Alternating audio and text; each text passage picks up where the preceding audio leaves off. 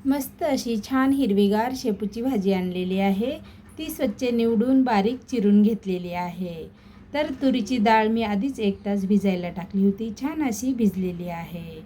बघू शकता छान अशी आपली शेपूची भाजी तुरीच्या डाळीत बनवलेली आहे। तर चला व्हिडिओला स्टार्ट करू। त्यासाठी व्हिडिओ संपूर्ण पहा, आवडला तर एक लाईक सबस्क्राईब करा, सोबतच तुमच्या मित्रमैत्रिणींशी हा व्हिडिओ शेअर करा, जेणेकरून त्यांना पण नवीन नवीन रेसिपी पाहून वेगवेगळ्या पद्धतीच्या बनवता येतील। तर नमस्कार मैत्रिणींनो, गंगा यूट्यूब रेसिपी चॅनलमध्ये आपले सहर्ष स्वागत आहे। तर मी आज बनवणार आहे शेपूची भाजी थोड्या वेगळ्या पद्धतीत। तर तुरीची डाळ टाकून बनवणार आहे, खूप छान लागते। त्यासाठी मी अर्धा तास तुरीची डाळ आधीच भिजायला टाकलेली होती। तर छान अशी तुरीची डाळ भिजलेली आहे आणि शेपू पण छान असा हिरवागार फ्रेश ताजा आणला होता, छान निवडून घेतला, धुवून बारीक चिरून घेतलेला आहे। आता गॅसवरती कढई ठेवलेली आहे, छान अशी कढई तापलेली आहे, त्यात टाकलेलं आहे तेल, जिरं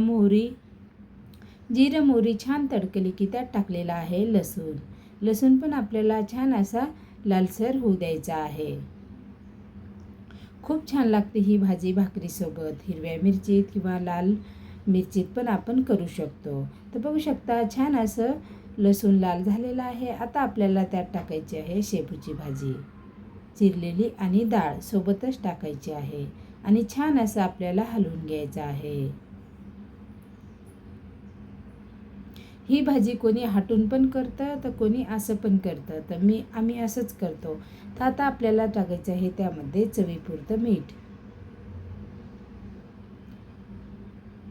हिरवी मिरची माझ्याकडे नाही, त्यामुळे मी टाकलेला आहे 1 चम्मच लाल मिरची पावडर। तुम्ही हिरवी मिरची लसणासोबत वाटून घेऊ शकता असेल तर। सगळं आपल्याला हे एकत्र करून घ्यायचं आहे, कमी साहित्यात आणि लवकर होणारी भाजी आहे, झटपट होऊ शकते। तर बघू शकता आपल्याला हे सगळं हलवून घ्यायचं आहे।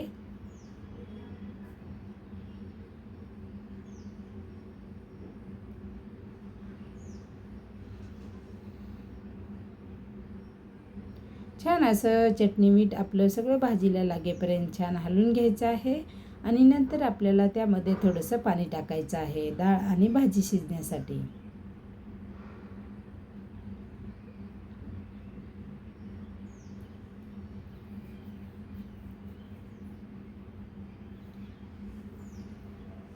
बघू शकता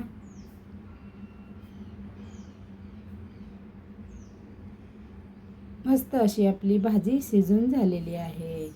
लवकरात लवकर 10 मिनिटात भाजी झालेली आहे। तर गरमागरम इकडं साईडला चपाती पण झालेली आहे आणि भाजी पण। तर चला आता मुलांना जेवायला वाढते। तर चला व्हिडिओ पहा आणि लगेच तुम्ही पण बनवायला घ्या। आवडला तर एक लाईक आणि सबस्क्राईब जरूर करा। चला पुन्हा भेटते पुढच्या व्हिडिओ।